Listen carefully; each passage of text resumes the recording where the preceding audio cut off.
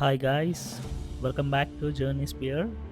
So, ఈరోజైతే నేనైతే 'Avatar 3' మూవీకెళ్ళాను. అదే 'Avatar fire and ash'. So, ఈ మూవీ వచ్చేసి నేను ఒంగోలులో 'రవిప్రియ మాల్‌లో' చూశాను. స్క్రీన్ వన్‌లో చూశాను. సో, నేనైతే 'అవతార్ 1', 'అవతార్ 2' ముందుగానే చూశాను. సో, 'అవతార్ 1 అండ్ 2' చూస్తేనే చూడాలని లేదు ఈ సినిమా. ఎలాగైనా చూడొచ్చు. ఎందుకంటే అవన్నీ సేమ్ స్టోరీస్ కాబట్టి. So, 'Avatar 1' is master piece. That is different one అనమాట. 'Avatar 2' same story. This is 3 అనమాట. 'Fire and ash' same story.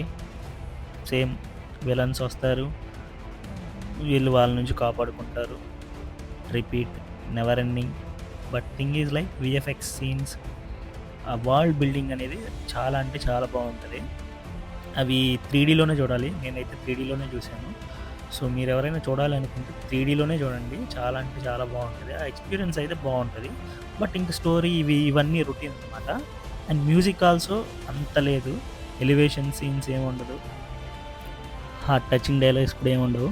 ఒకటే డైలాగ్, సులీస్ అందరూ కలిసే ఉండాలి, కలిసే పోరాడాలి, సులీస్ నెవర్ గివ్ అప్, ఇవే ఉంటది.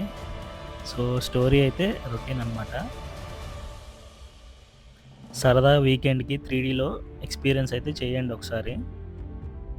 It's like experience the VFX అనమాట. సో, స్టోరీలో ట్విస్ట్‌లు, హై ఎలివేషన్ సీన్స్ అలా ఏమి ఉండవు. జస్ట్ రొటీన్‌గా సాగిపోతా ఉంటది స్టోరీ. సో, అదండి 'Avatar 3' movie. If you like the movie review, please like, share, subscribe to journey sphere and many more reviews and many more journeys to come.